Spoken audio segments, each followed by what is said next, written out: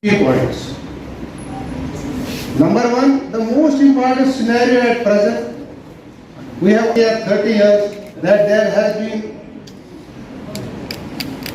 exponential boom in opening of higher education institutes, maybe degree colleges, universities, polytechnic colleges, ITI colleges, even medical colleges, engineering colleges, veterinary colleges and other courses.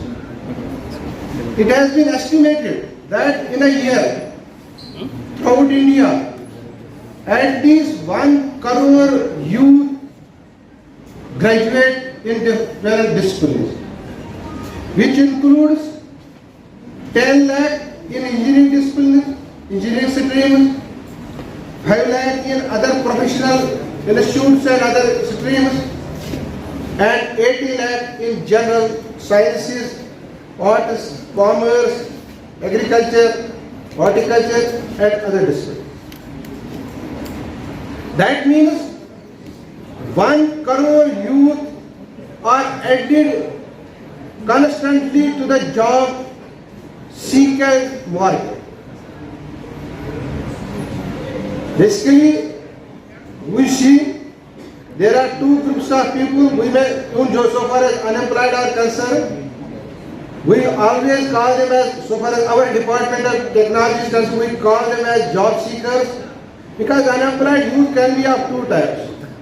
Number one, those who actually seek a job, and those who don't come forward or don't seek the job, because they may prefer higher education, they may prefer civil services, they may prefer any other course, and they are not in a demand. Or they have their own unities, they have their own activities at their home, they have land, they have orchards, they have shops, they have other things, or other self-employment options. They are not in search of a job. For us, they are not job seekers. But so far as active job seekers are concerned, we see that there is a limited capacity in government sector. Maybe the central government or even union territory government or any other state government will not be in a position at any point of time to absorb such a huge number of youth who qualify from different institutes in a year. So, there is really a gap. But one option is there that nobody stops a person from competing for a government job, for a professional course or any other thing. For example, you will see annually we recruit at the most 1000 IAS officers, IPS officers through UPSC, and the applicants are all कि हम अपनी हिम्मत हार के घर बैठे कुछ न करें। उसी चीज के लिए हमारे डिपार्टमेंट में मैं 2-3 चीजें बताना चाहता हूं कि हमारे डिपार्टमेंट के साथ रजिस्ट्रेशन था। रजिस्ट्रेशन किस लिए? अगर जो हमारा पोर्टल डिपार्टमेंट का पोर्टल है www.jakemp.nic.in, it is integrated with National Career Center portal और ministry of labour government of India. आप कहेंगे सर उससे क्या होगा? जो national career centre portal government of India का है, उस पर इस वक्त as on date 1,92,000 job providers are available on that. 1.92 lakh job providers are registered on National Career Center portal. जब आप उस पोर्टल पर रजिस्टर, कोई भी, मैं किसी की बात कर रहा हूँ क्योंकि ये जरूरी नहीं आप पढ़ रहे हैं इस वक्त आप ही करें, लेकिन आपके घर में कोई भाई है, बहन है, अंकल है, कजिन है जो बैठा है, ठीक है, रजिस्टर ऑन है, तो उसे क्या है, पैन इंडिया उसकी जो वैकेंसीज हैं, he can get access to those. He can get access to those 1.92 lakh job providers. Number one. Number two, 800 counselors are registered. More than 800 counselors to give free of cost registration. कोई company कोई पैसा नहीं, शाम आप घर में बैठे आप नेट सर्च कर रहे हो, अदरवाइज भी हम 2-2 घंटे 3-3 घंटे 6-6 घंटे बैठते हैं मोबाइल पर। अगर हम राइट डायरेक्शन में उस वक्त सर्च करें तो 800 काउंसलर्स के साथ जो भी आपका रेलेवेंट फील्ड का काउंसलर है यू कैन कांटेक्ट है।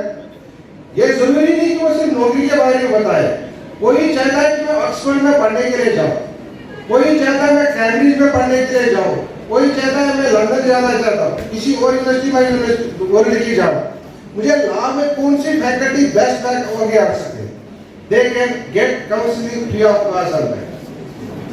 इसी तरह एक women centric total female youth के लिए एक पूरा एक काउंटर ही अवेलेबल है, they can get access to that. Even जो हमारे लोकल लेवल पर है उस पर भी 480 job providers are registered on our portal also.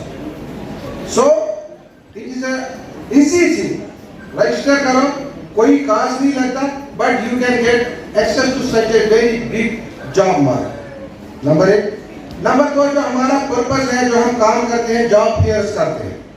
Job fears का हमारा ये सच है, ऑन आवर ओन हम कोई जॉब नहीं देते, लेकिन हम कोशिश करते हैं एक प्लेटफॉर्म देने की यूथ को, और जिसमें जॉब सीकर हो और इसी तरह जॉब प्रोवाइडर को, दोनों इकट्ठे मिलके एक जन सामने आके आपस में इंटरेक्ट करके, आपस में बैठ के, आपस में बात करके एक जॉब प्रोवाइडर, अभी यहाँ इन्होंने बोला खैबर होटल वाले आ रहे हैं, मैं डायरेक्टर टूरिज्म से पहले था, आई नो कि उनका बिजी शेड्यूल कितना होता है, उनका काम के पर्पस क्या है, क्या स्टैंडर्ड है, क्या पोजीशन है, लेकिन उनके साथ इंटरेक्शन करना भी बहुत काफी है। अगर वो 2 ही बच्चे, 4 ही बच्चे, 6 ही बच्चे यहाँ सेलेक्ट करके ले जाए, उनको फर्दर ट्रेनिंग दे दें, फर्दर कोर्सेज दे दें, तो आगे जाके लिए उनको आसान होगा। जो जॉब सीकर है उसको भी मौका मिलता है, क्योंकि अगर अदरवाइज हमने भी जब पहले बार शुरू किया था जॉब फेयर करना, तो हमें भी पता नहीं था कि इतनी कंपनीज है JNK में भी या आउटसाइड। नेचुरली एक रिसेंटली मैं देख रहा था कुछ चीज़ें, मैं उधर भी बात की, एक साल में पूरे इंडिया में 1 करोड़ ऐसे बच्चे हैं जो ग्रेजुएशन डिफरेंट डिस्ट्रिक्ट में करते हैं, 1 करोड़। तो नेचुरली मैं मानूंगा वो 1% हो गया, लेकिन अगर हम अपने JNK में भी 1% लेंगे तो वो भी +1 लाख होगा, +1 लाख। 1 लाख 1 साल में ग्रेजुएशन करके आए तो जॉब सीकर्स बन गए, virtually they become job seeker. अगर हम कहें TDC के बाद भी वर्चुअली जॉब सीकर बनता है, मैट्रिक प्लस ITI करके भी वो भी जॉब सीकर है। लेकिन जो ग्रेजुएशन करके, जिसको हम एक स्टैंडर्ड माने, क्योंकि फिर PhD भी है, MPhil भी है, डॉक्टरेट भी है, बाकी डिसिप्लिन में भी आते हैं, डेंटल डॉक्टर्स है, तो 1% भी 1 लाख ये पॉसिबल नहीं है किसी भी गवर्नमेंट को, क्योंकि अगर अल्टीमेटली जो कैरिंग कैपेसिटी डिपार्टमेंट की गवर्नमेंट की है वो 4 से 5 लाख है JNK में, तो 4 से 5 लाख में से ऑलरेडी 4 लाख या 4.25 लाख इन पोजीशन है। तो फिर रहते हैं वैकेंसी ज़्यादा से ज़्यादा 20 नॉर्मली वैकेंसी या तो रिटायरमेंट से हो जाएंगी, या तो किसी की खुदा न खाए डेथ हो जाएगी, या कहीं कहीं छोटी सी क्रिएशन हो जाएगी, but that can accommodate more than 10,000 in year. ये नॉर्मल एक सिनेरियो है। तो 90,000 अल्टीमेटली बैठेंगे, लेकिन बैठने तो नहीं देना, क्योंकि यही तो हमारा एक्चुअल हमारी यही तो हमारी वेल्थ है कि youth is virtually the future of a nation.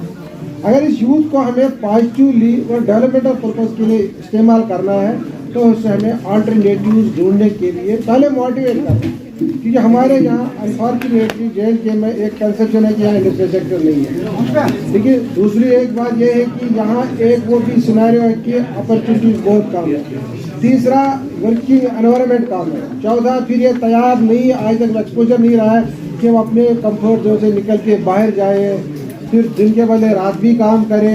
ये एक श्रीनगर में हमने भी देखा है, कंपनी आई थी, US बेस्ड कंपनी है, उनको नाइट शिफ्ट के लिए लड़के चाहिए, उनको नाइट शिफ्ट के लिए स्टाफ चाहिए, वो तैयार ही नहीं है। फॉर एग्जाम्पल यहाँ अभी मैंने देखा है, खैबर में मैंने देखा है, जब भी हम न्यू ईयर उसमें लगाते थे 12 बजे के 1-1 बजे भी मैं भी वहाँ आया हूँ, पूरे रात के रात वहाँ बैठ। अदरवाइज भी एक लड़के को कम से कम 12 से पहले कभी छुट्टी नहीं मिल सकती, वो शिफ्ट में आएगा। बट क्या हम तैयार हैं बच्चे को इस तरह काम करने के लिए? तो एक सिनेरियो हमें कोशिश करनी है, हर एक मिलके कोशिश करनी है कि हम बच्चे को अल्टरनेटिव दें।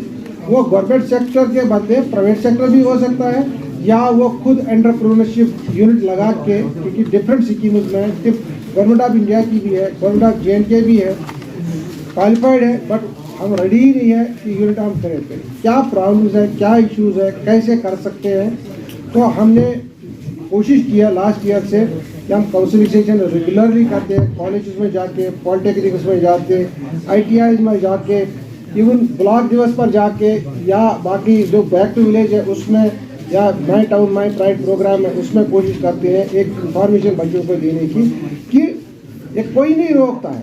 अब ये भी एक सिनेरियो में पहले आज बता सकता हूँ, बनाना चाहता हूँ यहाँ, कि पहले यहाँ गवर्नमेंट स्कीम में लोन देते थे, फिर जो कहते थे जब तक वो NOC नहीं मिलेगी उसको कहीं दूसरी जगह नौकरी नहीं मिलेगी।